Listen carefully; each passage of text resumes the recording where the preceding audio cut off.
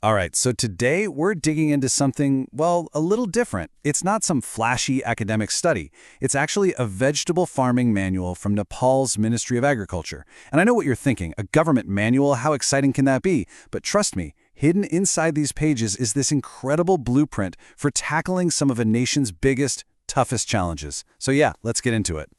And look, right out of the gate, the manual hits you with this incredibly powerful statement. This isn't just about farming, putting food on the table.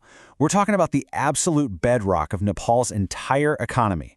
The message is crystal clear. If agriculture isn't strong, the whole country falters. Okay, so agriculture is critical. We've established that. But here's the twist. The manual immediately lays out this really stark reality. Nepal is staring down a double-sided crisis, one that hits the health of its people and the wallets of its farmers. It's a huge problem. And that first crisis is this really insidious thing called hidden hunger. Now, this is important. It's not about empty stomachs or not having enough calories to feel full. It's something way sneakier. It's when the food you are eating is missing the essential vitamins and minerals your body is screaming for. It leads to all sorts of serious, long-term health problems. And to see just how big of a deal this is, you just have to look at the numbers. The manual says we need about 375 grams of fresh veggies every single day. But what's actually happening in Nepal? People are getting less than half of that. That's not just a statistic, right? That is a massive public health crisis playing out on millions of plates every day. Then there's the second crisis, the economic one. For so many farmers, traditional agriculture has just been about getting by, subsistence. It's not a path to prosperity. And this creates so much uncertainty, forcing this heartbreaking choice on so many, especially the younger generation. Do you stay on the farm and struggle, or do you leave your family behind to look for work abroad? So the big question is, how do you solve both of these massive problems at the same time? And this is where the manual gets really brilliant. It offers up a solution it's so simple but so powerful. It's all about completely reframing how we think about vegetables. What's so cool is the specific language the manual uses. It doesn't just say veggies are healthy. It calls them protective, supplementary food. Think about that. That simple phrase changes everything. Vegetables aren't just a side dish anymore. They're your body's personal defense system. And it backs this up, right? It breaks down exactly why. It shows how vegetables are basically a powerhouse, loaded with everything needed to fight that hidden hunger we talked about.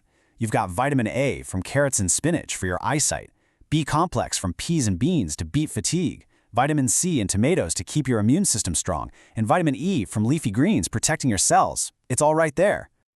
But it goes even deeper, presenting the garden as like nature's own pharmacy. I mean, get this. The manual points out that garlic has over 15 different types of antioxidants to fight cholesterol, or that a compound in onions can help with allergies, and the lycopene in tomatoes, it helps protect against heart disease. This is literally turning food into medicine. So, okay, we know vegetables are the answer. That's the what.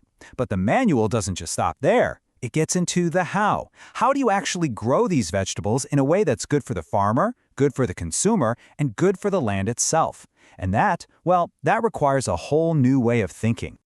And the system it really champions is organic farming. Now, this isn't just about, not spraying chemicals. The manual defines it as this whole philosophy, a system that's designed to sustain the health of everything involved, the soil, the local ecosystem, and of course, the people eating the food. And it breaks this big idea down into really practical, smart steps. Step 1, feed the soil itself with compost, not the plant with chemicals. Step 2, use nature as your bodyguard. Planting things like marigolds or mint next to your crops naturally keeps pests away. And step 3 is a super clever trick called soil solarization, where you use plastic sheets to trap the sun's heat and basically sterilize the soil of weeds and pests before you even plant. So smart. But farming isn't always that simple, is it? What happens when you've got a really stubborn pest problem, and just planting a few flowers isn't going to cut it? You can't just go back to using harsh chemicals because that defeats the whole purpose. So what do you do?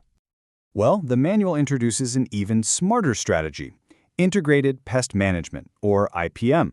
Think of it less as a single solution and more as a whole toolbox.